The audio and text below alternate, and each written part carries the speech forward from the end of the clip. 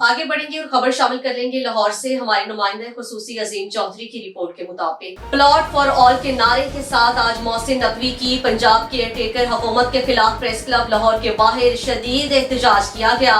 आज Lahore press club के बाहर सहाफियों को तकसीम करने और इन्हें प्लॉट्स के गैर मुनसिफाना तकसीम के खिलाफ शदीद एहतजाज हुआ। एहतजाज की क़यादत लाहौर प्रेस क्लब के सदर अरशद अंसारी ने की। इस मौका पर मुख्तलिफ सहाफ़ती तंजीमों के नुमाइंदों ने भरपूर शिरकत की।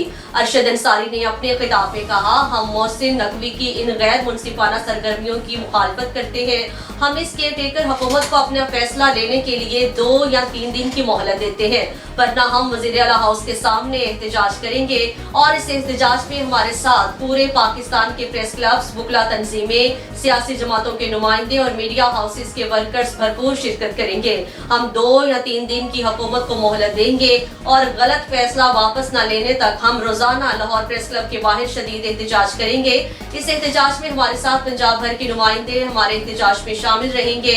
अरशद अंसारी का कहना था कि मोहसिन नकवी ने जो चेक्स बाहर के प्रेस क्लब्स को दिए थे वो अभी तक क्लियर नहीं हुए। हमारी प्रेस क्लब के 1.5 करोड़ से भी ज्यादा है। ये हमें धमकी देने के मुतरादिफ है कि मैं जो चाहूँ कर सकता हूँ। पैसे खाए, ये क्या है?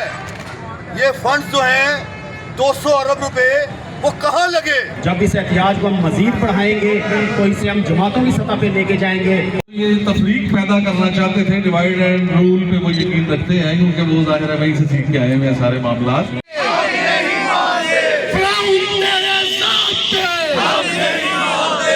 अल्फाज में अपनी बात करना अरशद अंसारी साहब की क़यादत में हम ये जंग जो है वो लड़ेंगे।